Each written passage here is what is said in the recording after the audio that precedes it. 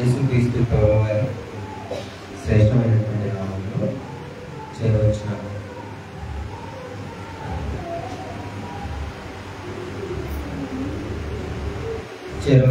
సహోదరి సహోదరులకు వందనములు తెలియజేసుకుంటున్నాను. 2023 సంవత్సరం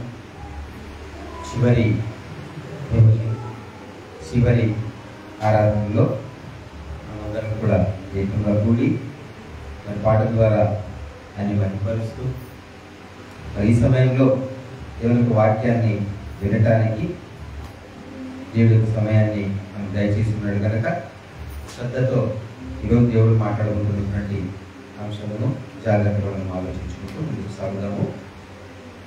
ఇప్పుడు మనం మాట్లాడుకోబోయేటువంటి అంశము నూతనత్వము అనేటువంటి అంశం గురించి మాట్లాడుకోబోతున్నాం సంక్షిప్తంగా.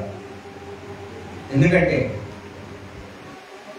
ఒక 5 రోజుల క్రితం వరకు ప్రపంచమంతా లోకమంతా మాక్సిమం లోకమంతా గడపకపోయినా మాక్సిమం లోకమంతా యేసుక్రీస్తు ప్రభుల వారి జన్మదినాన్ని వేడుకగా జరుపుకున్నారు. అలాగే ఇవాళ జనవరి 1 నూతన సంవత్సర వేడుకలను కూడా ఘనంగా జరుపుకుంటారు. అట్లీస్ట్ క్రిస్మస్ కేవలం క్రైస్తవులు జరుపుకుంటారేమో కానీ ఈ జనవరి 1 న్యూ ఇయర్ ఫెస్టివల్ మాత్రము మ్యాక్సిమం అన్యులు కూడా జరుపుకుంటారు. ఇవాళ నేను మధ్యాహ్నం షోరూమ్ నుంచి బయలుదేరేటప్పుడు మా పీడిఎఫ్ఐ శ్రీను అతని పేరు హిందూ బ్యాక్గ్రౌండ్లో అని ఎక్కడికి వస్తున్నా అంటే బట్టలు కొట్టుకు వస్తున్నారు సార్. అదేంటి తిన జనవరి 1 లేదు సార్, పిల్లలు కదా వాళ్ళ కోసమైనా చేయాల్సి వస్తుంది అన్నట్టు చెప్పాడు. అంటే ఎగ్జాంపుల్ అంటే నాట్ ఓన్లీ క్రిస్టియానిటీ కాకుండా కూడా బయట వాళ్ళు కూడా ఈ పండుగ జరుపుకుంటారు.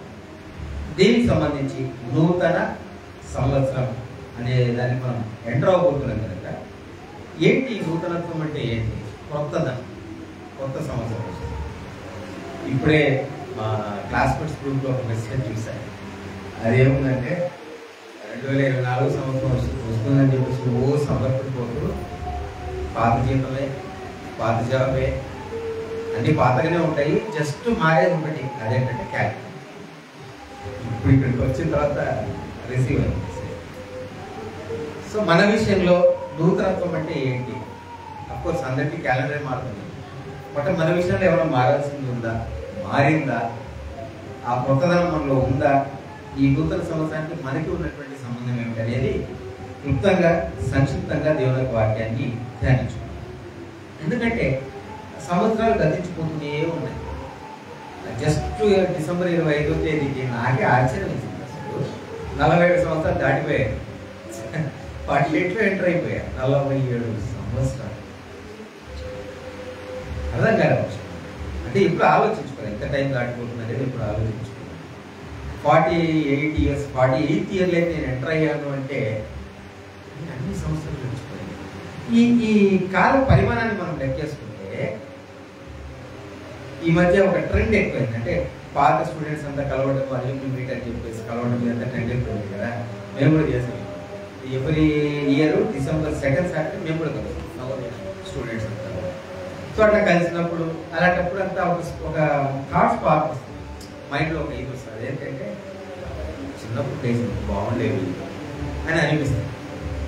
అదే ఇప్పుడు నా కొడుకున్నాడు, చిన్నవాడు 10th క్లాస్ చదువుతున్నాడు. వాడిని అడిగితే ఏంటి నాన్న 10th క్లాస్ ఎప్పుడు అయిపోతుంది, నేను చచ్చిపోతున్నది అంటాడు.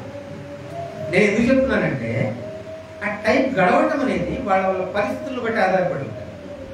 నాకేమనిపిస్తుంది, స్పీడ్గా వెళ్ళిపోయే డేస్ అనిపిస్తాను. వాడికి ఏమనిపిస్తుంది, ఈ సంవత్సరం అసలు అవ్వటమే లేదు, రోజుకు గంట వెళ్తుంది వాడికి అనిపిస్తుంది. Days are same. ప్రతి డేకి 24 అవర్స్, వాడికి 24 అవర్స్, నాకు 24 అవర్స్. సో అంటే మన చుట్టూ ఉన్న పరిస్థితులను బట్టి ఆ లెక్కేయడం అనేది, ఆ కాల పరిమాణం చనిపోవడం అనేది జరుగుతూ ఉంటుంది.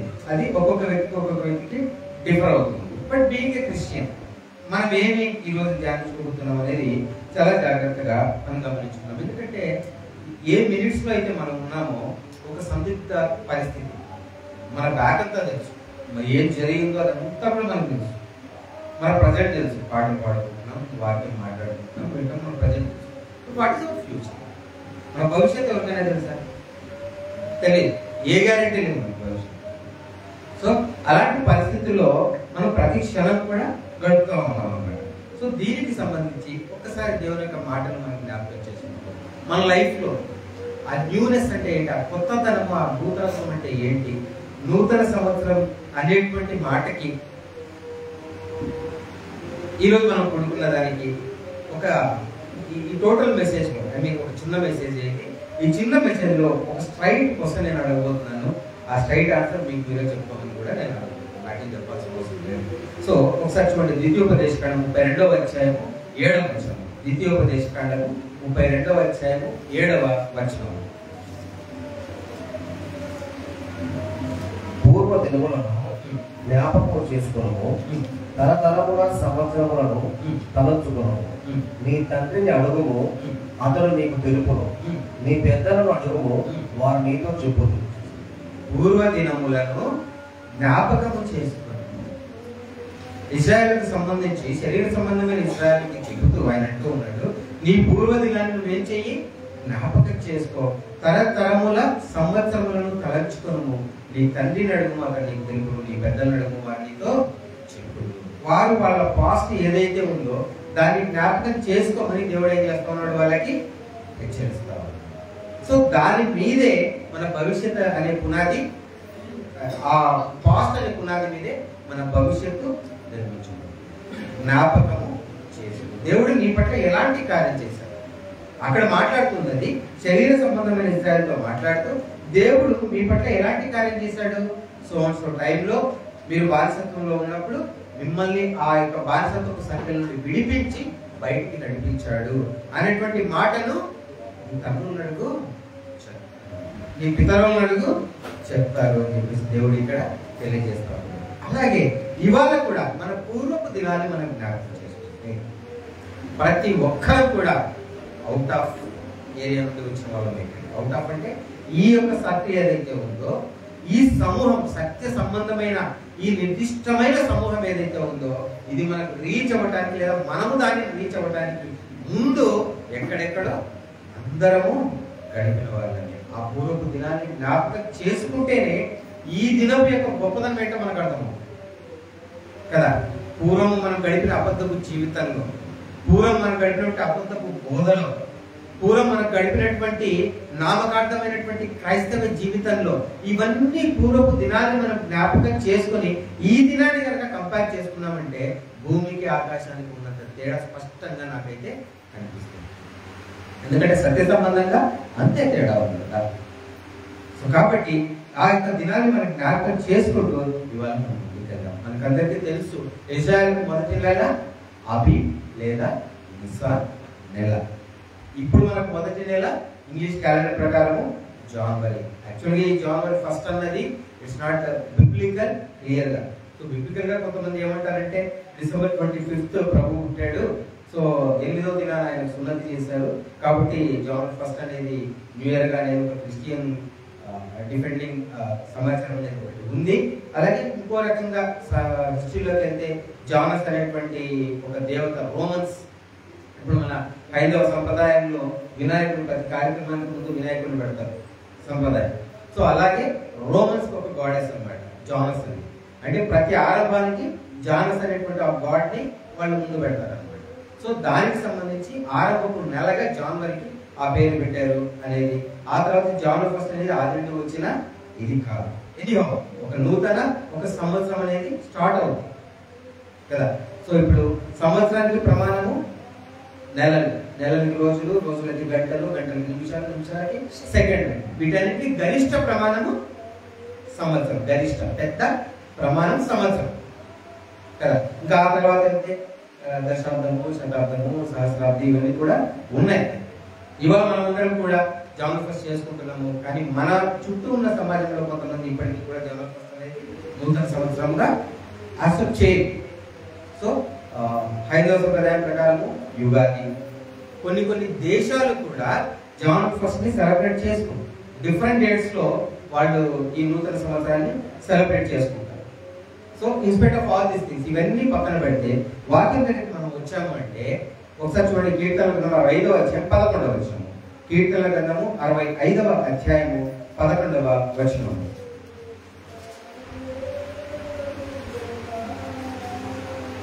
సంవత్సరములు నీ దయాకిరీటము ధరింపజేసి ఉన్నావు, నీ జాడలు సారము వెదజల్లుచున్నవి. సంవత్సరమును నీ దయా కిరీటము ధరింపజేసి ఉన్నావు. సో వారం రోజుల క్రితము నాకు కిరీటం అందించాడు ఒక 1 year. సో ఈ వారం న్యూ మనం క్యాల్కులేట్ చేసుకుంటే ఒక కొత్త సంవత్సరానికి మనం అందరినీ కూడా ఆయనే చేసుకున్నాడు, ప్రవేశ పెట్టబోతుంది. మనకు తెలియదు. రేపు మార్నింగ్ పేపర్ చూస్తే ఈ రోజు 12-11 వరకు ఉన్న మనిషి రేపు మార్నింగ్ ఉండని వాళ్ళు ఎంతో మంది ఉన్నారు కదా. కాబట్టి ఖచ్చితంగా ఆయన దయ మన మీద ఉంది కనుకే మనం ఏం చేయబోతున్నాము, రేపటికి ప్రవేశించబోతున్నాము. దేవుని కృపను బట్టి ప్రవేశిస్తే, ఎందుకంటే ఇంకా టైం కాదు, ఏమని జరుగుతుంది. అలాంటి కృప ఖచ్చితంగా దేవుడు మన మీద ఉంచాడని ఒక వాక్యం ద్వారా మనం చూస్తా ఉన్నాం సోదరులు. సో ఈ నూతన సంవత్సరము అన్నది మనం ఆలోచిస్తే, నూతన అనే పదాన్ని ఇవాళ జాగ్రత్తగా క్లుప్తంగా సంక్షిప్తంగా మనం ధ్యానించుకుందాం. దేవునికి నైవేద్యం పెట్టేటప్పుడు కూడా ఏ ఫలంతో పెట్టాలి? ప్రథమ ఫలము, కాస్త ఫలం అంటారు.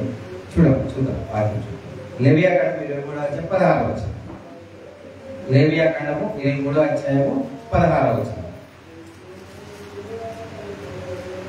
7వ విశ్రాంతి దినము మరుదినము వరకు మీరు 80 దినములు లెక్కించి యెహోవాకు క్రొత్త ఫలముతో నైవేద్యము అర్పింపవలెను. యెహోవాకు క్రొత్త ఫలముతో నైవేద్యము అర్పింపవలెను. చెప్పింది కూడా రైట్ అన్నమ్మా. ప్రథమ ఫలం అంటే ఫస్ట్ వచ్చేది కొత్త ఫలం, ప్రథమ ఫలం. సో యెహోవాకు క్రొత్త ఫలముతో నైవేద్యము అర్పించాలి. ఒక నూతనమైనటువంటి ఫలంతో ఏం చేయాలంటే యెహోవాకు నైవేద్యము అర్పించాలి. ఫలము ఫలము ఫలం అంటే మనకు ఐడియా వచ్చేస్తుంది. మనం ఇప్పుడు ఎలా ఉన్నాం? ప్రథమ ఫలముగా వాక్య ప్రకారము కనబడిన వారముగా మనం ఉన్నాం. మనం కూడా ప్రథమ ఫలముగా మనం ఉన్నాం. మనం ఎలా ఉండాలి? క్రొత్త ఫలముగా ఆయనకు అర్పించబడాలి అని చూద్దాం వాక్యానుసారంగా.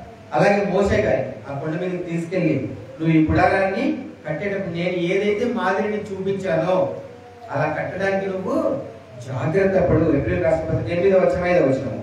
ఎబ్రిల్ రాసినటువంటి పత్రిక 8వ అధ్యాయము 5వ వచనము. మోషే గుడారము అమర్చబోయినప్పుడు కొండ మీద నీకు చూపుకున్న మాదిరి చొప్పున సంవత్సరం చేయడం జాగ్రత్త పడదు అని దేవుని చేత హెచ్చరింపబడిన ప్రకారం ఈ యాజకులు పరలోక సంబంధముకు వస్తువుల ఛాయ రూపమైన గుడారం నందు సేవ చేయదు. ప్రత్యక్ష గుడారం నిర్మింపజేసుకునేటువంటి సమయంలో దేవుడు ఆయన ఇచ్చినటువంటి ఆజ్ఞ ఏమిటంటే సమస్తము చేయుటకు జాగ్రత్త పడు. నువ్వు ఏ పని ప్రత్యక్ష గుడారానికి సంబంధించి నేను చెప్తున్నాను చేయమని అవి చేయడానికి నువ్వు నిర్లక్ష్యం చేయకు, చాలా జాగ్రత్తగా ఆ పని చేయాలని చెప్పేసి చెబుతూ ఆ కంటిన్యూటీ చూస్తే ఈ యాజకులు పరలోక సంబంధము వస్తువుల ఛాయారూపకమైన గుడారమునందు సేవ చేయాలి. ఏ వస్తువులైతే అక్కడ ఉన్నాయో ప్రత్యక్ష గుడారంలో ఏ వస్తువులైతే అక్కడ ఉన్నాయో, గంగాలం కావచ్చు, దీపవృక్షం కావచ్చు, ఇవన్నీ ఏ వస్తువులు అయితే ఉన్నాయో అవన్నీ కూడా దేనిని పోలి ఉన్నాయట? పరలోక సంబంధము వస్తువుల ఛాయ. అసలైన వస్తువులు పరలోక సంబంధమైన వస్తువులు ఏవో ఉన్నాయి, వాటి ఛాయ అక్కడ ఉన్నాయి అని చెప్పేసి అక్కడ తెలియజేస్తా ఉన్నారు. సో అవన్నీ కూడా చేసేటప్పుడు కొలతలు కానీ, ఏ మెటీరియల్ చేయాలి, ఏ కలర్ ఉండాలి, ఇవన్నీ కూడా చేసేటప్పుడు మోసే ఎలా శ్రద్ధ వహించాలట? చాలా జాగ్రత్తగా చేయాలి. ఒక ప్రత్యేకమైన శ్రద్ధ, ప్రత్యేకమైన పని చేయాలి అని చెప్పేసి అక్కడ మనం చూస్తున్నాం. అంటే అక్కడ ఆ వస్తువుల ఇంపార్టెన్స్ అంత ప్రాముఖ్యంగా ఉంది. ఎందుకు అంత ప్రాముఖ్యము అంటే అది ఒక వస్తువుగా అక్కడ ఆ సమాజంలో శరీర సమాజమైన విశ్రాంతి రంగాలం అవ్వచ్చు, అది ఒక పరిమళ ధూపం అవ్వచ్చు, కానీ దాని ఒరిజినాలిటీ ఏంటట? పరలోక సంబంధమైన వస్తువులను పోలి చాలా ఇంపార్టెంట్ ఆ వస్తువులు అనేది ఇక్కడ మనం గమనించాలి. అంటే దేవుని యొక్క చిత్తం ఎవరు నెరవేర్చడానికి ఆ వస్తువులు పని చేస్తూ ఉన్నాయనే విషయాన్ని ఇక్కడ మనం గమనించాలి సోదరి సోదరులారా. అలాగే ఇప్పుడు మనం ఎలా ఉన్నామో చూడండి. అపోస్తుల కార్యములు 9వ అధ్యాయము 15వ వచనము. అపోస్తుల కార్యములు 9వ అధ్యాయము 15వ వచనము. అందుకు ప్రభువు, నీవు వెళ్ళుము, అన్యజనుల ఎదుటను రాజుల ఎదుటను ఇశ్రాయేలు ఎదుటను నా నామము భరించుటకు ఇతడు నేను ఏర్పరచుకున్న సాధనమై ఉన్నాడు. ఇతడు నేను ఏర్పరచుకున్న సాధనమై ఉన్నాము. ఇంగ్లీష్ లో చోజన్ వెసల్, ఏర్పరచుకోబడిన పాత్ర. వెసల్ అంటే ఏంటి? పాత్ర, సాధనము. సో ఈ యొక్క పరలోక సంబంధమైన వస్తువులు పోలి ఉన్నాయని మనం ఏదైతే చదువుకున్నామో, ఇక్కడ భక్తుల్ని సూచిస్తూ ఏమని మాట్లాడుతున్నాడు అంటే, నేను ఎలా ఉన్నాను? ఏర్పరచుకోబడిన సాధనముగా ఉన్నాను. అక్కడ ఆ వస్తువుల ద్వారా దేవుడు ఒక పర్పస్ నెరవేర్చాలనుకున్నాడు. ఇవాళ మనందరినీ ఏర్పరచుకొని మనల్ని అందరినీ కూడా ఒక సాధనముగా, ఒక టూల్ గా, ఒక పాత్రగా, ఒక వెసల్ గా ఏర్పరచుకొని మనం దేని సంబంధంగా ఉన్నాం? యాక్చువల్లీ పరలోక సంబంధమైన పౌరులముగా. సో ఆ వస్తువుల్ని మనతో పోలుస్తూ మనం ఎలా ఉన్నామట? ఒక సాధనముగా ఆయన చేతిలో ఉన్నాము అనే మాట ఇక్కడ మనం చూడగలుగుతున్నాం. అలాగే చూడండి, కొరింథీయులకు రాసిన 2వ పత్రిక 4వ అధ్యాయము 7వ వచనము. అయినను ఆ బలాధిక్యము మా మూలమైనది కాక దేవుని యందు ఉండునట్లు మట్టి ఘటములలో ఈ ఐశ్వర్యము మాకు కలదు. మట్టి ఘటములలో ఈ ఐశ్వర్యము మాకు కలదు. ఇక్కడ వాడబడిన పదం కూడా ఎర్తన్ వెసల్, మట్టి ఘటము. మట్టి ఘటం అంటే ఏమిటి? మట్టి చేయబడకుండా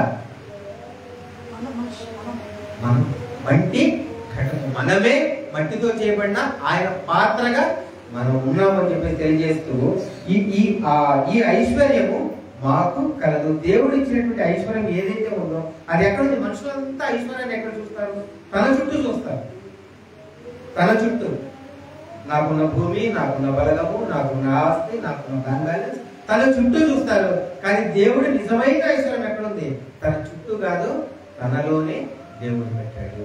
అంత మహిమ కలిగినటువంటి విలువైనటువంటి పాత్రలముగా మనం ఉన్నామనే విషయాన్ని ఇక్కడ గమనించాలి. సాధారణంగా నామినల్ క్రిస్టియన్స్ సాధారణంగా ఏం చేస్తారంటే, ఏదైనా ప్రార్థన చేయాలి అంటే ఈ భూ సంబంధమైనవన్నీ అడుగుతారు. ఏదైనా కొరత ఉంది, ఆ కొరతను అడుగుతారు. కానీ వాస్తవంగా దేవుడు ప్రామిస్ చేశాడు, నీతిని రాజ్యాన్ని ముందు వెతకమన్నాడు. మిగిలినవన్నీ మనకేమవుతాయి? అనుగ్రహించబడతాయి. దావీదు గారు విపత్కరమైనటువంటి పరిస్థితిలో ఉన్నప్పుడు ఆయన చేసిన ప్రార్థన చూడండి ఒకసారి. కీర్తనలు 51వ అధ్యాయము 11వ వచనము. కీర్తనల గ్రంథము 51వ అధ్యాయము 11వ వచనము. నీ సన్నిధిలో నుండి నన్ను త్రోసివేయకు, నీ పరిశుద్ధాత్మ నా యొద్ద నుండి తీసివేయకు. నీ సన్నిధిలో నుండి నన్ను తీసివేయకు, నీ పరిశుద్ధాత్మను నా యొద్ద నుండి తీసివేయకు అని చెప్పేసి ఆయన ప్రార్థన. అంటే తనను తాను గమనించుకుంటూ తను ఉన్న పరిస్థితిని బట్టి దేవుడికి ఏం చేస్తూ ఉన్నాడు? ఆయన ప్రార్థన చేస్తున్నాడు. ఎక్కడో ఆయనకి ఎలా ఉంది? దేవుడు తన నుండి నన్ను దూరం చేసినట్లుగా అని చెప్పేసి ఆయన భయంతో ఆయన అడుగుతున్నది ఏమిటి అంటే, నీ పరిశుద్ధాత్మను నా యొద్ద నుండి తీసివేయక అని చెప్పేసి తెలియజేస్తాం. ఇవాళ ఎంతమంది వల్ల ప్రార్థన చేయగలుగుతాము? అప్పుడు ఆ ప్రార్థన ఎప్పుడు మనం చేయగలుగుతాము? మనల్ని మనం నిశ్చితంగా పరిశీలించుకున్నట్లే. సో దాని కొలమానాలు ఏంటి? పరిశుద్ధాత్మ నా నుండి దూరం అయిపోతుంది, నేను ఆత్మ నుండి దూరం అయిపోతున్నాను, దేవుడు నా నుండి దూరం అవుతున్నాడు అనేది కొలమానం ఏంటి? లోకం కొలమానాలు ఏంటి? డబ్బులు నష్టపోవటము, లేదా పేరు కోల్పోవటము, లోక సంబంధమైన ఇబ్బందులు పట్టము, ఇది కొలమానం లోకానికి. కానీ మనకు కొలమానం ఏంటి? ఆయన సత్యం నుండి ఎక్కడ దూరం అయిపోతున్నాం అనేటువంటి డౌట్ మనకు రావటమే కొలమానం. ఎందుకంటే మనం లోకం గురించి ఆలోచించాం, మనం చాలాసార్లు జ్ఞాపకం చేస్తాం. సో ఒక వ్యక్తి సొసైటీలో, సమాజంలో అతని హోదా పెరుగుతూ ఉంది అంటే లోకం ఏమంటది? దేవుని ఆశీర్వాదం అంటే, రైట్? దేవుని ఆశీర్వాదం. కానీ ఆ ఆశీర్వాదంలో దేవుడిని మర్చిపోగలం అనే జాగ్రత్త కూడా దేవుడు మనకి ఇస్తున్నాడు మాటల ద్వారా.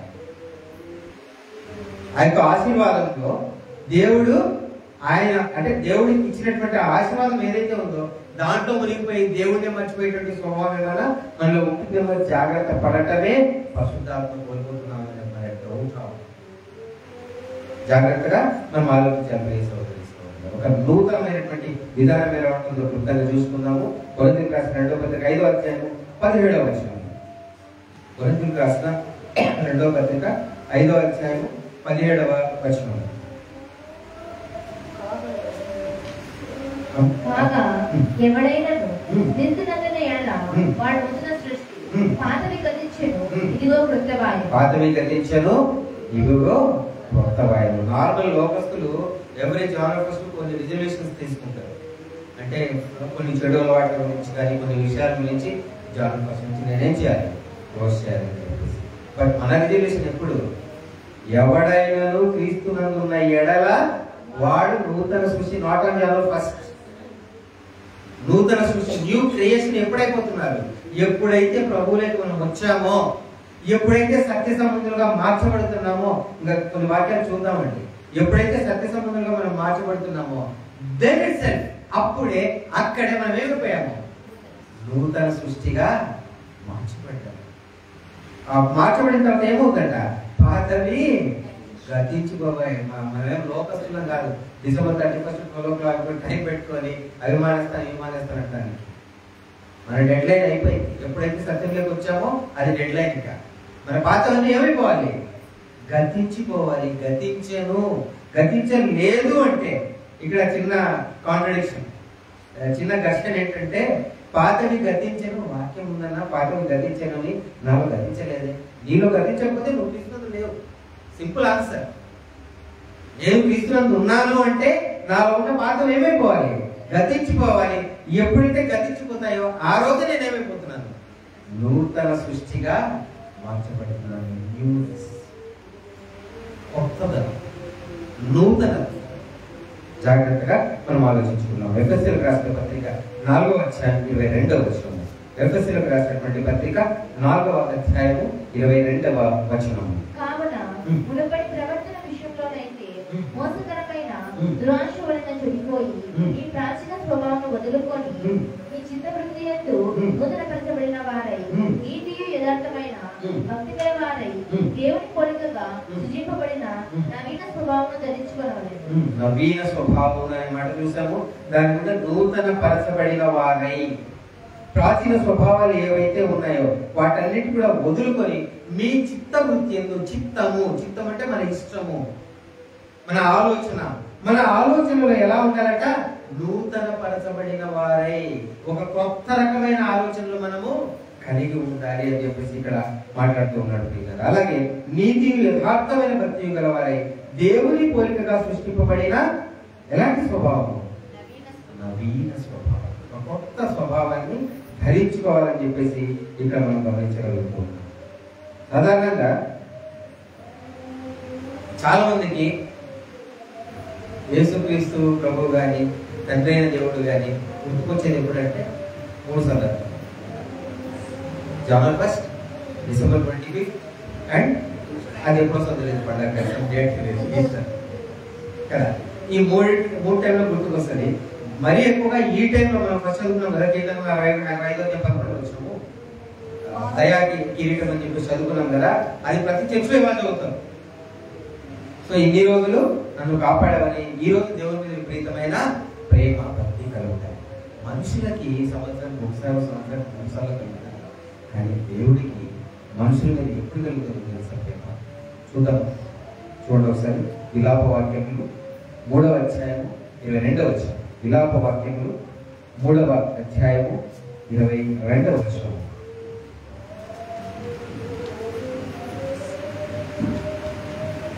యెహోవా కృపగలవాడు, ఆయన వాత్సల్యత ఎడతెగక నిలుచున్నది కనుక మనము నిర్మూలము కాకుండా వారము. అనుదినము నూతనముగా ఆయనకు వాత్సల్యం పుట్టుచున్నది, నీవు ఎంతైనా నమ్మదగిన వాడు. ఎప్పుడు పుట్టుదట? అనుదినము నూతనముగా.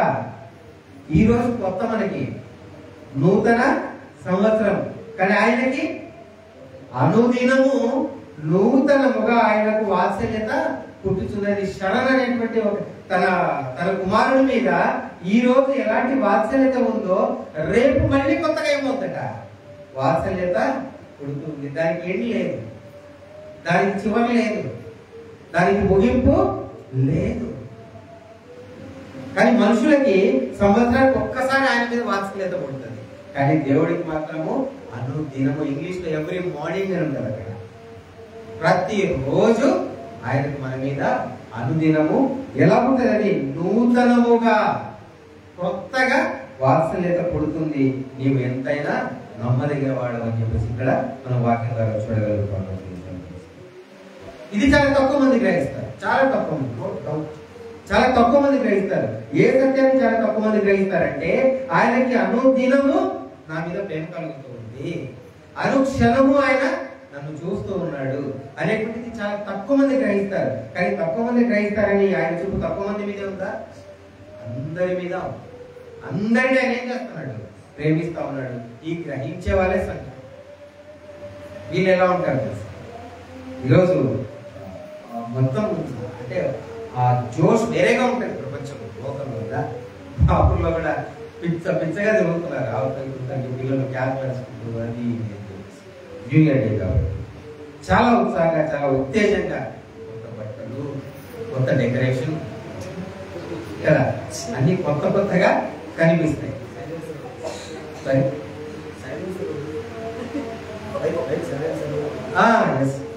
యూత్ ఏం చేస్తారంటే బైక్ సైలెన్స్ రూల్ ఎక్కువ సౌండ్ వచ్చాక రైస్ చేస్తూ తిరుగుతారు, పోలీసులు ఏమో అబ్జెక్షన్ పెట్టారనుకుంటాను, తిరిగేవాడు. సో ఒక్క ప్రశ్న, ప్రపంచంలో ఎవరైనా వారు గడిపిన క్షణాల్లో ఏ ఒక్క క్షణమైనా జాగ్రత్తగా, వాళ్ళు గడిపిన క్షణాల్లో ఏ ఒక్క క్షణమైనా, గంటైనా, రోజైనా, వారమైనా, నెలైనా, సంవత్సరమైనా ఇది నేను ఎప్పుడు గడిపిందే అని చెప్పగలరా? మీకు అర్థమైందా ప్రశ్న? ఏ ఒక్క క్షణమైనా, గడిచిపోయిన క్షణం ఏ క్షణమైనా కానివ్వండి, ఇది నాకు పాత క్షణమని ఎవరైనా చెప్పగలరా? మీకు అర్థం కావడానికి ఎగ్జాంపుల్ 2023 December 31st నైట్ 11:25 అయింది. ఇది దాటింది అంటే ఈ క్షణం ఏదైతే ఉందో ఇది ఎప్పుడైనా అనుభవించాము మనం? అలాంటి క్షణం ఏదైనా ఉందో మన లైఫ్ లో? ఆలోచిస్తున్నారా మీరు? ఏ క్షణము లేదు, అన్ని కొత్త క్షణాలే, పాత పడిన క్షణాలు ఏమీ లేవు. పాత క్షణాలు, పాత రోజులు, పాత సంవత్సరాలు, పాత నెలలు మన లైఫ్ లో లేవు, మళ్ళీ అనుభవించామని చెప్పడానికి. ప్రతి క్షణం ఎలా ఉంది మనకి? నూతనంగానే ఉంది. ప్రతి క్షణము మనకి నూతనంగానే ఉంది. ఎందుకు నేను అంత బుద్ధి చెప్తున్నానంటే ప్రతి క్షణము నూతనంగా ఉంది, ప్రతి క్షణము దేవుడు మనల్ని ప్రేమిస్తున్నాడని తెలుసుకుంటున్నాము. ప్రతి క్షణము అలాంటి ఉత్తేజం మనలో ఉంటే, not only on this day, కేవలం ఈ ఒక్కరోజు కాదు, ప్రతి క్షణము దేవుడు నన్ను ప్రేమిస్తున్నాడనే సత్యాన్ని తెలుసుకున్నాం మనము. ఏ క్షణము కూడా పాతది కాదు అని తెలుసుకున్నాం మనము. ఏ పాత క్షణాన్ని కూడా తిరిగి రావటం లేవు అని తెలుసుకున్నాం మనము. ప్రతి క్షణము ఉత్తేజభరితంగానే ఉంటాము, ప్రతి రోజు అదే ఎనర్జీతో ఉంటాము. అలా ఉన్నారు భక్తులు. ఓ భక్తుడు చెప్పాడు కూడా, ఎందుకు చెప్పాడు సార్? రీజన్ ఆయనే చెప్తాడు, నేను ఎందుకు అంత ఎనర్జెటిక్ గా ఉన్నాను అని చెప్పేసి చెప్తాను. చూడండి ఒకసారి పౌలు గారి మాటలు. కొరింథీయులకు రాసినటువంటి 2వ పత్రిక 4వ అధ్యాయము 16వ వచనం. కొరింథీయులకు రాసినటువంటి 2వ పత్రిక 4వ అధ్యాయము 16వ వచనం. కావున మేము అధైర్యపడము, మా బాహ్య పురుషుడు కృషించుచున్నను, అంతర్య పురుషుడు దినదినము నూతనపరచబడుచున్నాడు. మేము దృశ్యమైన వాటిని చూడక అదృశ్యమైన వాటిని నిదానించి చూచుచున్నాము కనుక క్షణమాత్రముందు మా చులకన శ్రమ మా కొరకు అంతకంతకు ఎక్కువగా నిత్యమైన మహిమా భారమును కలుగజేయుచున్నది. ఏలయనగా దృశ్యమైనవి అనిత్యములు, అదృశ్యమైనవి నిత్యములు. ఇది సాధారణంగా అనిపిస్తుంది, ఒకసారి అనలైజ్ చేద్దాం, ఈ మాటని జాగ్రత్తగా అనలైజ్ చేద్దాం. కావున మేము అధైర్యపడము, మా బాహ్య పురుషుడు కృషించుచున్నాను. డే బై డే ఈ బాడీ ఏమైపోతుంది? కృషించిపోతున్నా కూడా ఆంతర్య పురుషుడు దినదినం ఏమవుతున్నాడట? నూతన పరచబడుతున్నాడు. నూతనాన్ని గ్రహించడానికి నేను 3 సార్లు రిపీట్ చేశాను. ఎప్పుడు నూతన పరచబడుతున్నాడు? అనుదినము. దినదినము పౌలు గారు ఏమవుతున్నారు? నూతన పరచబడుచున్నాడు. ఎందుకు కారణం ఏంటి అంటే, మేము దృశ్యమైన వాటిని చూడక అదృశ్యమైన వాటిని నిదానించి చూచుచున్నాము గనక. ఆ తర్వాత కూడా ఉంది వాక్యం. ఆయన ఏం చేస్తున్నాడంట? మేము సింగల్ గా చెప్పట్లేదు, కానీ అలాంటి జనాలు ఎవరైతే ఉన్నారో, ఐ మీన్ మనలాంటి జనాలు ఎవరైతే ఉన్నారో అని చెప్పడానికి కూడా నేను సంతోషిస్తున్నాను.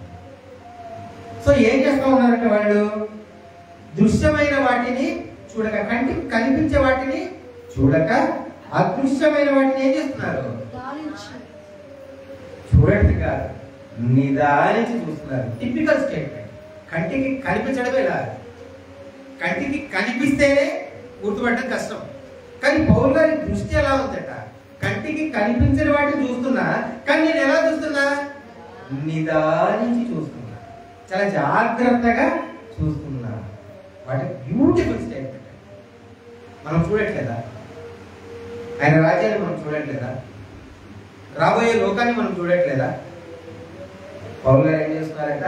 కంటికి కనిపించని వాటిని తన దేవుడిచ్చిన జ్ఞానం చేత ఆయన ఏం చేస్తున్నాడు? చాలా నిదానించి చూస్తున్నాడు. Is feeling it. ఆయన ఏమవుతున్నాడు? ఫీల్ అవుతున్నాడు దేవుని యొక్క వాక్యాన్ని, ఆ వాక్య బలాన్ని, ఆ వాక్య సారాన్ని, దేవుని ప్రేమని ఆయన ఏమవుతున్నాడు? ఫీల్ అవుతున్నాడు. ఫీల్ అవుతున్నాడు కనుక ఆయన ఎనర్జీ ఏమవుతుందంటే రోజు రోజుకి spiritual energy, not physical energy. ఆయన ఆత్మ సంబంధమైన బలము రోజు రోజుకి ఏమవుతుంది? నూతన పరచబడతా ఉంది. కొత్త కొత్తగా ఏమవుతున్నాడు? ఆయన నూతన పరచబడుతూ ఉన్నాడు.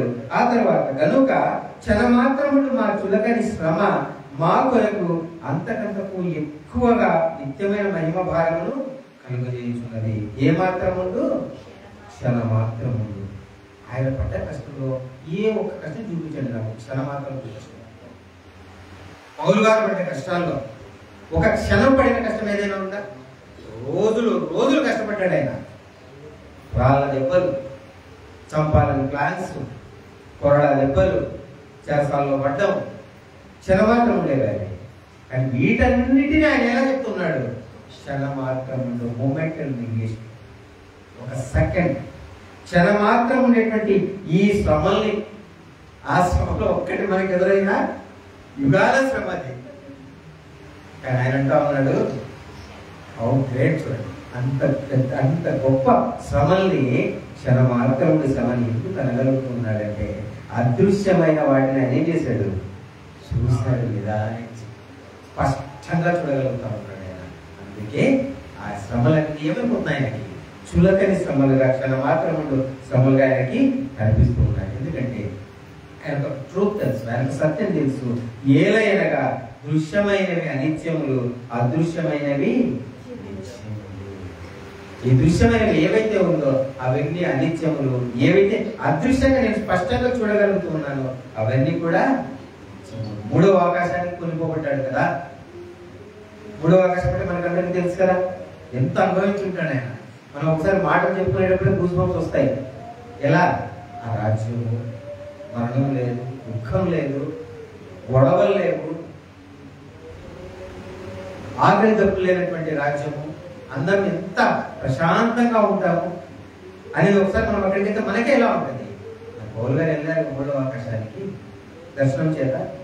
ఆయన కూడా అనుభవించాడు కనుక ఏ శ్రమల్ని ఆయన లెక్క చేయనటువంటి స్టేజ్కి. చూడండి ఒకసారి యెషయా గ్రంథం 65వ అధ్యాయము 17వ వచనం. యెషయా గ్రంథము 65వ అధ్యాయము 17వ వచనం. ఇదిగో నేను క్రొత్త ఆకాశమును క్రొత్త భూమిని సృజించుచున్నాను, మునుపటివి మరవబడను, జ్ఞాపకములకు రావు. చూసారా? మునుపటివి మరవబడను, జ్ఞాపకములకు రావు. నేనేం చెబుతున్నాను? కొత్త భూమిని, కొత్త ఆకాశాన్ని. పేతురు గారు కూడా చూశారు, యోహాన్ గారు చూశారు, ఆ మాటలు రాశారు, పౌలు గారు చూశారు. సో వీళ్ళందరూ కూడా ఎలా స్ట్రాంగ్ గా ఉండగలుగుతున్నారు అంటే, వాళ్ళు దినదినము ఏమవుతున్నారు? నూతన పరచబడుతున్నారు. ఎందుకంటే దేవుడు కూడా దినదినము, ప్రతి దినము ఏం చేస్తా ఉన్నాడు? కొత్త బలాన్ని మనకి ఇస్తా ఉన్నాడు. నూతనముగా మన పట్ల ఆయనకి ప్రేమ, వాత్సల్యత ఉడుతూ ఉందనే వాక్యాన్ని మనం విలోపవాక్యం 3వ అధ్యాయంలో మనం చూస్తున్నాం. సో ఆయనకి నైవేద్యం దేంతో పెట్టాలట? క్రొత్త ఫలముతో. చూడండి ఒకసారి యాకోబు పత్రిక 1వ అధ్యాయం 18వ వచనం. యాకోబు పత్రిక 1వ అధ్యాయం 18వ వచనం. ఆయన తాను సృజించిన వాటిలో మనము ప్రథమ ఫలముగా ఉంటున్నట్లు సత్యవాక్యము వలన మనల్ని తన సంకల్ప ప్రకారము కనెను. చూసారా, మనల్ని ఎలా కన్నాడట? ప్రథమ ఫలముగా ఉంటున్నట్లు సత్యవాక్యము వలన మనలను తన సంకల్ప ప్రకారము కనెను. సత్యవాక్యము వలన, కేవలము సత్యవాక్యము మాత్రమే అదృశ్యమైన మనకి చూపించే శక్తి కలిగింది. పౌలు గారు వేటినైతే చూశారో అది మనము కూడా చూడాలి అంటే ఓన్లీ వే ఏంటంటే సత్యవాక్యం. ఇది లేకుండా, వాక్యముతో సంబంధము లేకుండా నన్ను ఆయన కన్నాడు అంటే కానీ ఇది దేవుడు కాదు. సో మనం ఎలా ఉండటానికి అన్నాడట? ప్రథమ ఫలముగా ఉండటానికి. ఆయన నైవేద్యం దేంతో పెట్టాలి? క్రొత్త ఫలముతో నైవేద్యం పెట్టాలి. మనమే ఆ క్రొత్త ఫలముగా, ప్రథమ ఫలంగా ఉండాలని దేవుడు కోరుకుంటాడనే విషయాన్ని ఇక్కడ జ్ఞాపకం చేస్తాం. నూతనముగా అనే యొక్క విషయాన్ని మనం చూసుకుంటున్నాము. చివరి వాక్యాన్ని చూసుకున్నాము, ముగించుకున్నాము. ఆయన కోరుకుంటున్నది ఏమిటి అంటే కొత్త బట్టలు, కొత్త వస్తువులు, కొత్త కొత్త కొత్త ఫిజికల్ థింగ్స్ కాదు. మన హృదయం ఎలా ఉండాలట? నూతనముగా మార్చబడాలి. మార్చబడి ఉండకపోతే, ఒకవేళ మార్చబడిన ఫస్ట్ మనం జ్ఞాపకం చేసుకున్నాం కదా, అనాలు ఏం గతించలేదు. ఇంకా కొన్ని అలాగే ఉన్నాయంటే మనం క్రీస్తులో లేదు కలిసి. సో క్రీస్తులో ఉండాలి అంటే ఖచ్చితంగా పాత్ర ఏమైపోవాలి?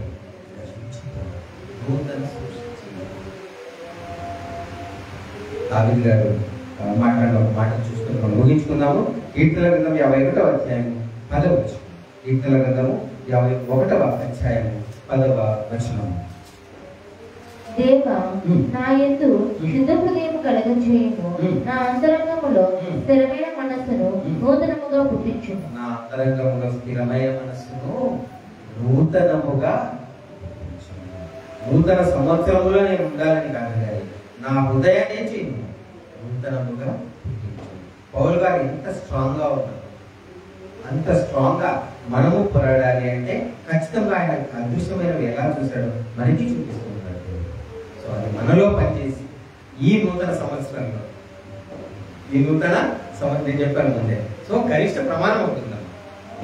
సెకండ్స్ నుంచి తీసుకుంటే కాలానికి గరిష్ట ప్రమాణం ఏమిటి? సంవత్సరం. సో ఆ సంవత్సరం అనేది రొటేట్ అవుతూ ఉంది, సైకిల్ అనేది ఒకటి రొటేట్ అవుతుంది. సో ఈ రాబోయే సంవత్సరంలో 2024లో అలాంటి కృపల దేవుడు మనం అందరినీ కూడా నడిపించాలని ఊహించుకుంటాం.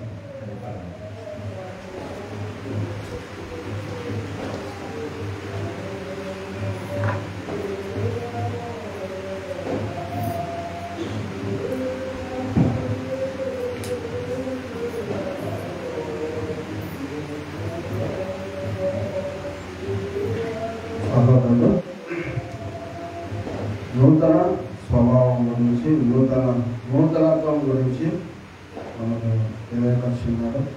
అంతేకాకుండా అనేక సార్లు మనము నూతన సంవత్సరాలు జరుపుకుంటున్నాం. జరుపుకోవడమే కాకుండా ఆ యొక్క మెసేజ్లన్నీ వింటున్నాం. అదేవిధంగా ఈరోజు ఒక కొత్తగా అంటే దినదినము మనం ఏం చేస్తున్నాం? నూతనంగా వదులుతున్నామని మనకు తెలియపరిచినాడు వాక్యం ద్వారా. అదేవిధంగా ఈ సమయంలో మనమందరం లేచి నిలబడి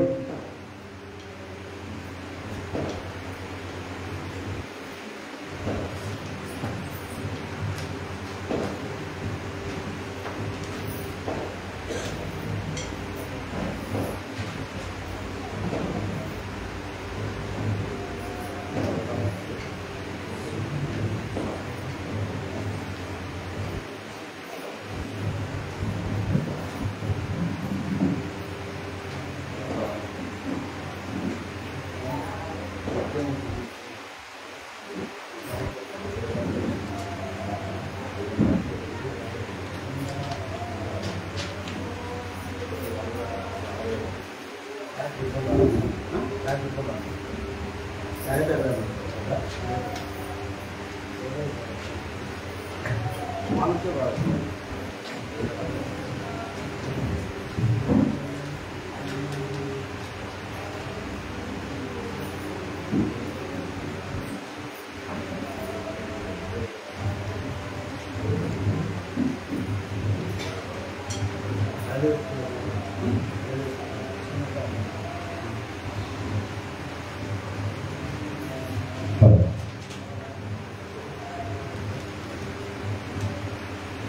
ఇవ్వక పాటలు చెప్పండి 19వ పాట హల్లెలూయా స్తుతి మహిమ ఎల్లప్పుడూ కీర్తించేదనము పాట పాడుకుందాం. హల్లెలూయా స్తుతి మహిమ ఎల్లప్పుడు దేవునికి చెదము. హల్లెలూయా స్తుతి మహిమ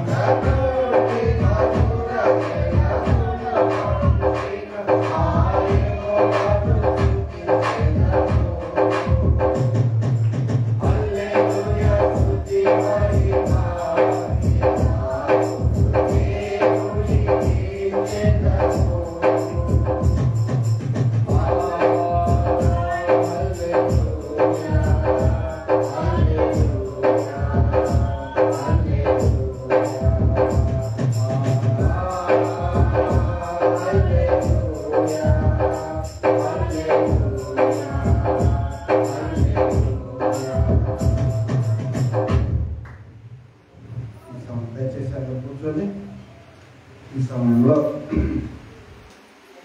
మన మధ్యలో ఆకాష్ 20 నిమిషాలు మాత్రమే వాటిని పోల్చుగా పోతుంది.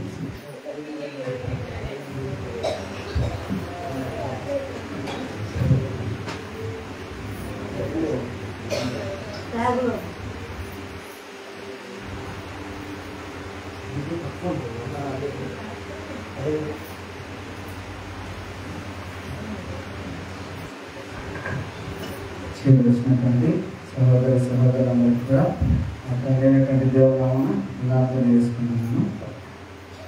ఏమంటే చందన్న వాక్యం చెప్పేటప్పుడు కొన్ని పాయింట్లలో నవ్వుస్తాను. అన్న చెప్పిన వాక్యాన్ని కాదు, దయచేసి అపార్థం చేసుకున్నాను. ఏ పాయింట్ల కంటే వాక్యం చెప్తున్నప్పుడు నూతన సంవత్సరం గురించి చెప్తున్నాను కదా. నూతన సంవత్సరంలో లోకము ఏ విధంగా ఉంటుంది, మనము ఏ విధంగా ఉండాలా, ఇలా కొన్ని డీవియేషన్ చేసుకుంటూ ఏం చెప్పాడు అన్న. ప్రతి పాయింట్ కూడా చెప్పుకుంటూ వచ్చినాడు. నాకు మనసులో నవ్వు వస్తుందంటే ఇప్పుడు నేను చెప్పబోయే వాక్యం ఏమంటే, నేను తీసుకున్న పాయింట్ ఇదే. ఏమంటే అది కూడా ఇప్పటి నుండి మనం నూతన సంవత్సరంలో ఎట్లా ఉండాలా అనేటువంటి ఒక పాయింట్. కానీ అన్న చెప్పింది ఏమి? అన్న చెప్పింది నేను చెప్పేది కూడా ఒకటే. కానీ కాకపోతే చెప్పేటువంటి ఒక అర్థం ఏమంటే అది తప్పుగా తీసుకోకూడదు అనేటువంటి విషయంలో ఈ పాయింట్ విషయం చేస్తుంది. ఏ విషయంలో అంటే నూతన సంవత్సరము అనేది అందరికీ కూడా ఏమైంది? ఒక కొత్త ఏడుగా మనం ఏం చేస్తున్నాం, దాన్ని లోకంతో పాటు ఎంటర్ అవుతున్నాం. కొత్త సంవత్సరం దగ్గర అడుగు పెడుతున్నాం. ఏది లోకం ఏ విధంగా అయితే జీవిస్తుందో దాని ప్రకారం. కానీ మనము ఏ విధంగా జీవించాలనేటువంటి పాయింట్ ఆఫ్ వ్యూ అన్న ఏం చెప్పినట్టు క్లియర్ కట్గా అందరికీ కూడా అర్థమయ్యే విధంగా ఏం చేశారు, ఒక క్లారిటీ ఇచ్చినట్టు మనం చూస్తున్నాం. ప్రతి ఒక్కరు కూడా ఎవరు కూడా నిద్రపోకుండా ఇంతవరకు చాలా యాక్టివ్గా ఏం చేస్తున్నారు, వింటున్నారు. దానికి చాలా సంతోషం. నేను తీసుకోబోయేటువంటి అంశం ఏమంటే కృతజ్ఞత. అంటే ఏమి? కృతజ్ఞత అంటే చేసిన మేలుకు ఉపకారంగా ఒక కృతజ్ఞత భావం మనం ఏం చేస్తాం, థ్యాంక్స్ గివింగ్ గా ఏదైనా ఒక అర్పణ ఇవ్వడం. కానీ ఇప్పుడు మనకి ఏదైనా ఒక సాయం చేసినాడు ఏం చేస్తాం, థ్యాంక్స్ చెప్తాం. కొందరు ఏం చేస్తారు, పండ్లు ఫలాలు ఇస్తారు. ఇంకొందరు ఏం చేస్తారు, వారికి ఇష్టమైనటువంటి ఏదన్నా నువ్వు ఏదైనా కోరుకో నీకేం చేస్తావు, దాన్ని సహాయం చేసేస్తా అని చెప్పి చెప్తారు. కరెక్టే కదా? మనం కూడా ఎంతమందికి అట్లా కృతజ్ఞులమై ఉన్నాం ఈ లోకంలో? ఇంతవరకు ఉన్నామా లేదా అనేటువంటి విషయంలో చూసుకుంటే కొద్దిగా షార్ట్ పీరియడ్లోనే దీని వాక్యాన్ని ముగించేస్తున్నాం చేసుకున్నాం. ఎందుకంటే ఈ విషయంలో మన అందరికి కూడా తెలిసినటువంటి పాయింట్సే. కాకపోతే క్లుప్తంగా దాన్ని ఏం చేయండి, మైండ్లోకి మనం తీసుకోవాలి. ఏ విధంగా అంటే ఇంతవరకు చెప్పినటువంటి వాక్యాన్ని ఏం చేయండి, ఆ విధంగానే దాన్ని తీసుకొని వస్తూ కొన్ని పాయింట్లలో మనం ఏం చేయాలా, ఈ యొక్క కృతజ్ఞత భావం ఒక మనుషుల పట్లనే మనం ఈ విధంగా ఉన్నప్పుడు మనను సృష్టించి మనం ఏం చేస్తున్నాడు, దినదినము అన్న చెప్పిన రీతిగా దినదినము మనం ఏమవుతున్నాం, నూతన సృష్టిగా మారుతూ ఉన్నాం. మారాలి కూడా ప్రతి దినము ప్రతి క్షణం కూడా. ఇప్పుడు చెప్పినటువంటి ఈ యొక్క గడియ, ఇప్పుడు ఈ గడియ అనేటువంటి పాయింట్లోనే నెక్స్ట్ ఏమైపోయింది, సెకండ్ చేంజ్ అయిపోయింది. అంటే నూతన ఒక గడియలో మనం ఏమవుతున్నాం, అడుగు పెడుతూనే ఉన్నాం. ఎంతవరకు? మనము బ్రతికి ఉన్నంత వరకు కూడా. దీనికి కృతజ్ఞత భావంగా మన పాత నిబంధన గ్రంథంలో ఉన్నటువంటి మన పెద్దలు పితరులు అందరూ కూడా ఏం చేస్తారు, దేవుడు ఇచ్చినటువంటి ఆ యొక్క ప్రతి ఫలానికి వాళ్ళు ఏమి ఈ విధంగా వాళ్ళు దేవునికి కృతజ్ఞత చూపించారు. బహిరంగంగా చూసుకుంటే బలుల అర్పించుట విషయం కరెక్టే కదా. బలులు అర్పించేదంటే మాత్రమే కాక వాళ్ళు ఇంకా ఏమేమి విషయాలలో ఉన్నారు, దేవుడు చెప్పేటువంటి ప్రతి మాటకి వాళ్ళు ఏం చేశారు, లోబడి జీవించినటువంటి విధానాన్ని కూడా మనం గమనించాలి. ఎందుకు చెప్తున్నానంటే ఈ యొక్క విషయంలో మనం అంతా గమనించుకుంటూ వచ్చినప్పుడు ఇదంతా ఒక పెద్ద సబ్జెక్ట్ గానే మనం మాట్లాడుకుంటూ పోవచ్చు. కానీ వాళ్ళందరి గురించి మనకేం తెలుసు, ఒక్కొక్కరు చేసిన ప్రతి కార్యం గుర్తు చేసుకోండి. ప్రతి విషయంలో వాళ్ళు క్రియారూపకంగా చేస్తూ కూడా తండ్రి అయినటువంటి దేవునికి ఏం చేస్తున్నారు, వాళ్ళు కృతజ్ఞతలు తెలియజేస్తూనే ఉన్నారు. అలాంటివి మనము ప్రతి వారము చెప్పుకుంటాం. గత వారం నుండి ఏం చేశాడు దేవుడు, మనం ఈ వారం వరకు కాచి కాపాడాడు, అన్ని విషయాల్లో ఏమైనాడు, తోడుగా ఉన్నాడు. అలాంటిది వారాలు కాదు, నెలలు కాదు, ఏమైపోయింది, సంవత్సరమే గడిచి ఏమైపోయింది. ఇప్పుడు నూతనంగా మనము అడుగు పెట్టబోతున్నాము ఈ యొక్క నూతనమైనటువంటి సంవత్సరం. అన్న చెప్పిన రీతిలో ఏమవుతున్నారు, ప్రతి ఒక్కరు కూడా ఏదో నార్మల్గా పాత ఏమైనా ఉంటే వాళ్ళు కొన్ని కొత్తగా ఏం చేస్తున్నారు, వాటిని తీసేసుకుంటున్నారు. ఓకే, కాకపోతే అది మాత్రమే కాదు, నూతనంగా మనం మారాలంటే మన యొక్క కృతజ్ఞత భావము దేవుని పట్ల ఏమైంది, ఆయన చిత్తము ఏమైంది అనేది మనము తెలుసుకోవాలనేటువంటి విషయాన్ని మనం తెలుసుకున్నాం. సరే, ఎఫెసీయులకు రాసినటువంటి పత్రిక 5వ అధ్యాయము 1వ 2వ వచనం. కావున మీరు ప్రియమైన పిల్లల వలె దేవుని పోలి నడుచుకునండి. క్రీస్తు మిమ్మల్ని ప్రేమించి పరిమళ వాసనగా ఉండుటకు మన కొరకు తను తాను దేవునికి అర్పణముగాను బలిగాను అప్పగించుకొనెను. దేవునికి ఏమైనాడంట? పరిమళ సువాసనగా ఉండుటకు తనను తాను అర్పించుకున్నాడు. ఒక పరిమళ వాసన. ఎంతమంది సెంటు కొట్టుకొని వచ్చినారు ఈరోజు? నేను కొట్టుకున్నా, నాతో పాటు ఎవరు అంటున్నా. అంటే మనం ఒక స్నానం చేయకపోతే సెంటు కొట్టుకుంటాం అనేది కాదు ఇక్కడ. నేను చెప్పేది ఏమంటే, మనము ఒక ఏదన్నా స్నానం చేసినాం అనుకోండి, మన దగ్గర ఏమవ్వాలి? కొంచెం పరిమళమైనటువంటి ఒక సువాసన వచ్చేటట్టు మనమే చేస్తాం. ఈ విధంగా ఉంటాం. ఒక మనుషుల దగ్గరే మనం సెంటు కొట్టుకోవాలని మనం ఉంటే, దేవుడికి ఏ విధంగా ఉండాలి? మన యొక్క పరిమళమైనటువంటి వాసన, క్రీస్తును పోలినటువంటి యొక్క పరిమళ వాసనగా మనం ఉండాలి. ఎందుకు చెప్తున్నాడు అక్కడ? 20 వచనంలో చదవండి. అదే అధ్యాయంలో చదువుకుంటూ ఇదంతా మనం చదువుకుంటే లేట్ అయిపోతుంది. 20 వచనం చదవండి. మన ప్రభువైన యేసుక్రీస్తు పేరిట సమస్తమును గూర్చి తండ్రి అయిన దేవునికి ఎల్లప్పుడూ కృతజ్ఞతాస్తుతులు చెల్లించుచు క్రీస్తునందలి భయముతో ఒకరినొకడు లోబడి ఉండుడి. ఒక్కరిని ఒకడు ఏమవ్వాలా? లోబడి ఉండుడి. ఇప్పుడు నేను చెప్తున్నాను, ఈ పరిమళమైనటువంటి వాసన అంటే ఏ విధంగా మనము దేవుని పట్ల మనము ఆ యొక్క పరిమళము మనం వెదజల్లాలంటే, సెంటు కొట్టుకుంటేనో ఈ విధంగా బహిరంగంగా మనం ఉండొచ్చు. అప్పట్లో నోవహు వీళ్ళందరూ కూడా బలి ఇచ్చినప్పుడు ఆ యొక్క హోమం ఏమవుతుందంట? దేవునికి ఆ యొక్క హోమం చేరి ఆయనకు ఇంపైనటువంటి సువాసనగా ఏమవుతుంది? ఆయన ఎంత ఆస్వాదిస్తున్నాడు. ఎందుకు ఆస్వాదిస్తున్నాడు అంటే, ఆ యొక్క హోమము అంటే ఆ యొక్క బలి ఎటువంటి బలిగా ఇచ్చాడు? 2 బలి ఇచ్చారు స్టార్టింగ్ లో. 2 హోమము ఏమవుతుంది అక్కడ? దేవుడు చూస్తున్నాడు. 2 పరిమళ వాసనలు ఏమవుతుంది? వెదజల్లుతూనే ఉన్నారు వాళ్ళిద్దరు. కానీ ఎవరి యొక్క పరిమళమైనటువంటి వాసన దేవుడు అంగీకరించాడు? హేబేలు యొక్క ఆ యొక్క బలిని అర్పించినటువంటి ఆ యొక్క బలిని దేవుడు ఇష్టపడినట్టుగా మనం చూస్తున్నాం. ఆ యొక్క ఇష్టపడినటువంటి ఆ యొక్క సువాసన విషయంలో మనం ఆలోచించినప్పుడు ఏ విధంగా దేవుడు దానికి ఏం చేస్తా ఉన్నాడు? ప్రతి దాంట్లో కూడా మీరు ఇట్లా చేయాలా, ఇట్లా చేయాలని చెప్పేసి చెప్తా ఉన్నప్పుడు ఒక సహోదరుని పట్ల ఏమవుతున్నాము? అక్కడ ఒక సొంత సహోదరులలోనే ఆ యొక్క జగడం వచ్చేసింది. ఆ యొక్క జగడం వచ్చినప్పుడు వాళ్ళకి ఏమవుతుంది? అక్కడ మధ్యలో క్షమించుకునే గుణం కానీ, ఓర్చుకొని పోయే గుణం కానీ వాళ్ళు ఏమైపోయింది? అది లేకపోయింది. దానికోసం ఏమైంది? వాళ్ళకి కృతజ్ఞతగా దేవుని పట్ల కూడా వాళ్ళు ఏమవుతున్నారు? కృతజ్ఞులుగా లేకపోయారు. అక్కడ హేబేలు ఏమైపోయాడు? మరణించాడు. కయీను నరకంతకుడయ్యాడు. ఈ యొక్క విషయంలో అందరూ మనం గమనించుకుంటూ వచ్చినప్పుడు వారి యొక్క పరిస్థితి ఏ విధంగా ఉన్నది అనేది మనం గమనిస్తున్నాం. ఈ విధంగా చూసుకుంటూ వచ్చినప్పుడు మనము ఈ లోకంలో ఏ విధంగా ఉన్నాం అనేది మనం చూస్తే, ఎవరి కోసం మనము కృతజ్ఞులుగా ఉంటున్నాం? ఈ దినంలో మనం ఎందుకు ఇక్కడ చేరుకున్నాము?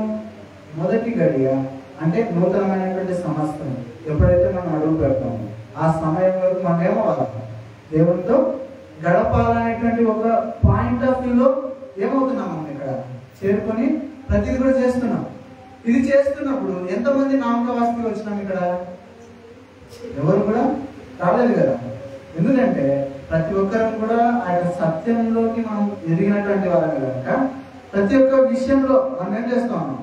ఆయన యొక్క ప్రేమ బయలుపడేలాగా మనము ఒక్కొక్క గడియలో, ఒక్కొక్క క్షణంలో, ఒక్కొక్క వాక్యంలో కూడా మనం ఏం చేస్తాము? వెతుకుతా ఉన్నాం.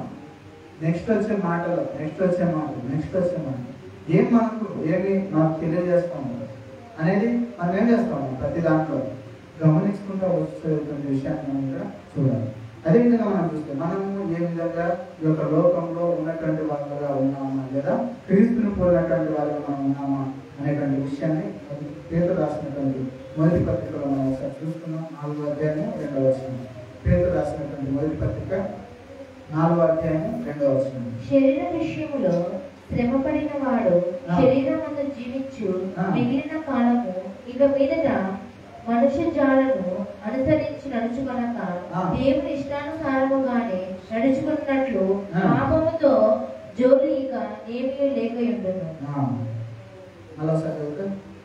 శరీర విషయములో శ్రమపడిన వాడు శరీరమందు జీవించి మిగిలిన కాలము ఇక మీదట మనుష్య జాడను అనుసరించి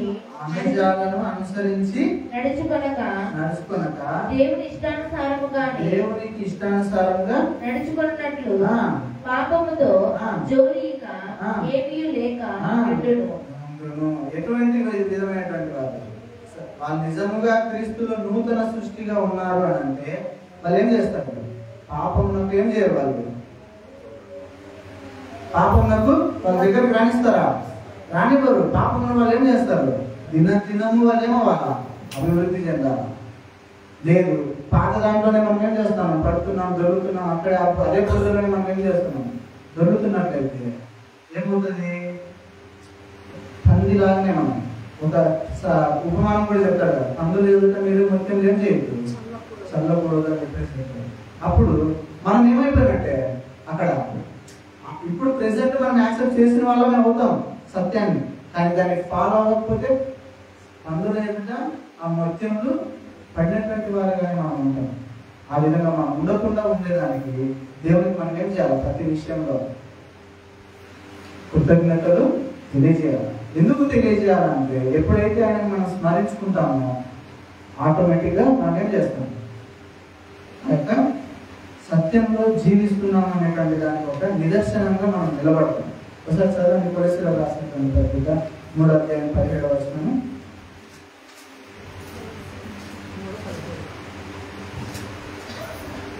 మరియు మాట చేత గాని క్రియ చేత గాని మీరేమి చేసినను ప్రభువైన యేసు ద్వారా తండ్రి అయిన దేవునికి కృతజ్ఞతాస్తుతులు చెల్లించుచు సమస్తమును ఆయన పేరిట చేయండి. సమస్తమును ఏం చేయాలి? ఏం చేస్తూ? కృతజ్ఞతాస్తుతులు చెల్లించుచు సమస్తమును ఆయన పేరిట చేయాలా. ఏం చేసినాను? ఇక్కడ ఏం చేసినాను అంటే మనం వ్యభిచారం చేస్తున్నాడు అనుకోండి. వ్యభిచారం చేసేటాడు వ్యభిచారం చేస్తూనే నేను దేవుని నామం చేస్తానంటే అవుతుందా? ఇక్కడ మనం ఆలోచించాలి ఏమంటే ప్రతి విషయంలో మనం ఆలోచించాలి. దేవుని కార్యం, దేవుని పక్షమున చేసే ప్రతి కార్యం కూడా ఎట్లా అంటే ఈరోజు ఏమైంది? మనకు ఒక దినముగా మనము ఏర్పాటు చేసుకున్నాం అనుకోండి. ఫర్ ఎగ్జాంపుల్ చెప్తున్నాను, బ్రదర్ మీటింగ్ పెడతాం వర్మ బ్రదర్కి. ఎప్పుడు పెడతాము? ఉగాది హాలిడేస్లో ఆ మధ్యలో పెడతాం. సరేలే అని చెప్పి బ్రదర్ అంతా ఇన్వైట్ చేసినాం, అంతా చేసిన తర్వాత కొన్ని సందర్భాలలో మనం రాలేకపోయినాం అనుకున్నాం. మనం రాలేకపోయినందుకు ఇద్దరు నేను రాలేను, నా కోసం మీరేం చేయండి, పోస్ట్పోన్ చేసుకున్నాము. ఎట్లుంటుంది ఈ మాట? ఎందుకు చెప్తున్నానంటే ఒక సమయం మనకు కేటాయింపబోయింది, దానికోసం మనం ఏమవ్వాలా? అది దేవుని చిత్తంలో మనం ఏం చేస్తున్నాము? దాన్ని నెరవేరుస్తున్నట్లుగా మనము దాన్ని గమనించుకోవాలి. అది కాదని చెప్పి మనకి ఇష్టానుసారంగా మనం జీవిస్తున్నామంటే ఎవరి కోసం జీవిస్తున్నాం? మన యొక్క సొంత ఆశల కోసం మనం జీవిస్తున్నాం. ఏం డౌట్ లేదా? మనం దేవుని యొక్క సమయాన్ని, అంటే ఈ సమయంలో ఒక సమాజంగా కూడుకుంటున్నాం అని చెప్పేసి మనకు తెలిసినప్పుడు మనం దాన్ని కూడుకోలేకపోతున్నామంటే ఎవరు తప్పు? మనదే తప్పు. ఇప్పుడు ఈ సమయంలో మనం కేటాయించినప్పుడు ప్రతి సమయాన్ని కూడా మనం దేవుని కొరకు ఏం చేయాలి? కేటాయించాలి. ప్రతి ఒక్క ఎప్పుడు మనం దానికి సన్నద్ధమై ఉండాలి ప్రతి దానికి కూడా. ఎందుకంటే ఈ యొక్క విషయంలో మనం ఆలోచించినప్పుడు అక్కడ చదువుతున్న ప్రకారం మీరు దేనిని చేసినాను దేవునికి కృతజ్ఞతాస్తుతులు చెల్లించు, ఏమి చేసినాను ప్రభువైన యేసుక్రీస్తు నామములో దాన్ని ఏం చేయాలా? చేయండి అంటున్నాడు. అక్కడ చేస్తే ప్రతి కార్యంలో కూడా, ఎందుకంటే మనము ఎప్పుడైతే ఆయన ముందు పెడతామో ఆయన మార్గంలో నడుస్తామని అర్థం ఉంటుంది. అప్పుడు ఒక ఫుడ్ స్టెప్స్ అనేది ఒక తల్లి తండ్రులు ఒక మార్గం ఏర్పరిచినప్పుడు అదే మార్గంలో పిల్లలు ఏం చేస్తారు? నడుస్తా పోతారు.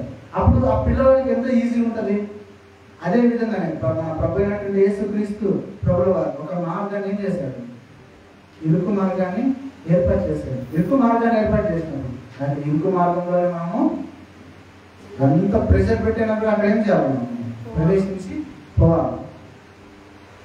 ఆ యొక్క విషయానికి మనం ఏం చేయాలా? కృతజ్ఞతాస్తుతులు చెల్లించాలా. తర్వాత ఫిలిప్పీయులకు రాసినటువంటి పత్రిక 4వ అధ్యాయం 6వ వచనం. దేనిని గురించి చింతపడకుడి కానీ ప్రతి విషయంలోనూ ప్రార్థన విజ్ఞాపనల చేత కృతజ్ఞతాపూర్వకముగా ఈ విన్నపములను దేవునికి తెలియజేయుడి. ఇది ఎందుకు మనం చూసుకుంటున్నాం అంటే మనము అనుకున్న తర్వాత మనం ఏం చేస్తాం? కొన్ని విషయాలను చేయలేకపోతాం. ప్రతి ఒక్కరిలో ఉండేటువంటి మైనస్ ఇదే కదా. ప్రతి ఒక్కరము ఫలాన్ని చేయాలా, ఇది చేయాలా, అది చేయాలా, ప్రతి వారం నేను సంఘానికి రావాలా, ఆరాధనలో అవ్వాలా, పాల్గొనాలా, అది చేయాలా, ఇది చేయాలా. అందరికీ ఏముంటది? ప్రతిదీ నేను దేవుళ్ళు గడపాలనే ఉంటది. ఒక శుక్రవారాలు అయితేనే, ఆదివారాలు అయితేనే, ఏదైనా పబ్లిక్ మీటింగ్స్ అయితేనే, ఏదైనా కానీ ఒక మెసేజెస్ వినడంలో అయితేనే. కానీ ఒక విషయంలో ఏమవుతుంది? మన సొంత ఆశలు ఎప్పుడైతే మనకు అడ్డు వచ్చినప్పుడు మనం ఏం చేస్తాం? పక్కకు దొబ్బినప్పుడు మనకేం కావాలా అనేదే కదా. అది ప్రతి ఒక్కరు చేస్తూనే ఉంటాం. కానీ అది చేసేటప్పుడు మనకు కావాల్సినటువంటి ఒక శక్తి అని నువ్వు చేయలేకపోయినా మనం ఏం చెప్తున్నాడు? మరోసారి చెప్తే దేనిని గురించి చింతపడకుడి గాని ప్రతి విషయములోనూ ప్రార్థన విజ్ఞాపనల చేత కృతజ్ఞతాపూర్వకముగా ఈ విన్నపములను దేవునికి తెలియజేయండి. మీరేం చేయాలా? ఫస్ట్ మీరు చేయలేకపోతున్నారా? మీ విన్నపములను కృతజ్ఞతాపూర్వకంగా మీరేం చేయాలా? దేవునికి తెలియపరచాలి. మనం చేయలేకపోతున్నాము, దాన్ని మనం ఏం చేయాలి? దేవునికి తెలియపరచాలి. తెలియపరచలేకపోతున్నామంటే మొట్టమొదటిగా అదే నువ్వు చేయట్లేదంటే నువ్వు పక్కకు తొలగిపోయావు. ఎవరు కూడా ఇప్పుడు రాకపోవడంలో పెద్ద సమస్య ఉండదు. నువ్వు రాలేకపోయిన దానికి దేవుని దగ్గర ఆ యొక్క విషయంలో నువ్వేం చేయాలా? ఇంకొకసారి విధంగా జరగకుండా ఉండేదానికి సహాయం చేయని చెప్పేసి నువ్వు కృతజ్ఞతాపూర్వకంగా ఈ విషయంలో నాకు సహాయం చేయాలని ఒక దీన మనస్సు కలిగి మనము ఎప్పుడైతే అడుగుతామో ఆ యొక్క కృతజ్ఞతకు సంబంధించి నువ్వు కష్టంలో ఉన్నా కూడా నాకేం చెప్తున్నాడు? నా బిడ్డ కృతజ్ఞత తెలియజేస్తున్నాడు అని చెప్పి నీకు ఏదో ఒక రోజైనా సహాయం చేయకపోతాడు. ఆ యొక్క పని విషయంలో అయితేనే లేదని అనేటువంటి పాయింట్లో మనము చాలా జాగ్రత్తగా గుర్తుపెట్టుకోవాలా. దీనిని మనం చేస్తూ ఏ విధంగా మనం నడుచుకోవాలా కృతజ్ఞతాపూర్వకంగా అనేదానికి తెస్సలోనికి రాసినటువంటి మొదటి పత్రిక 5వ అధ్యాయము 16వ వచనం. ప్రతి విషయమునందును కృతజ్ఞతాస్తుతులు చెల్లించుడి. ఇలాగు చేయుట యేసుక్రీస్తునందు మీ విషయంలో దేవుని చిత్తము.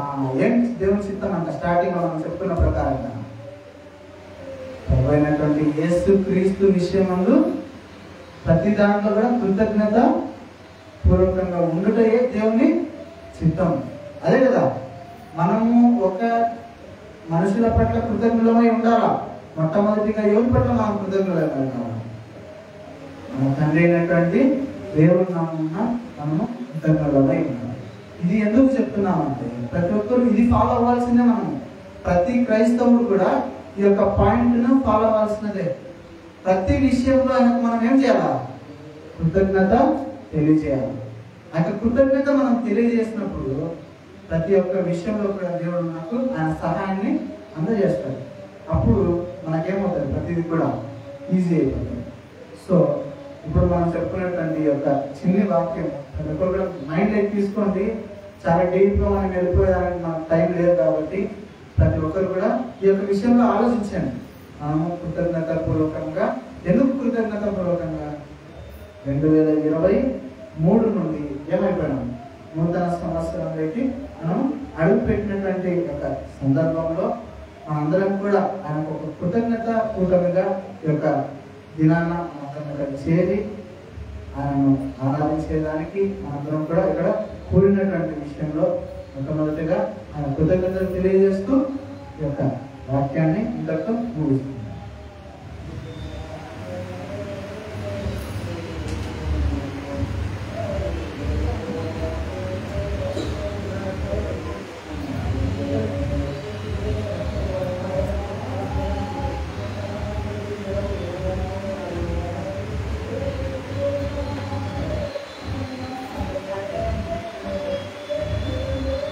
చెప్తాను.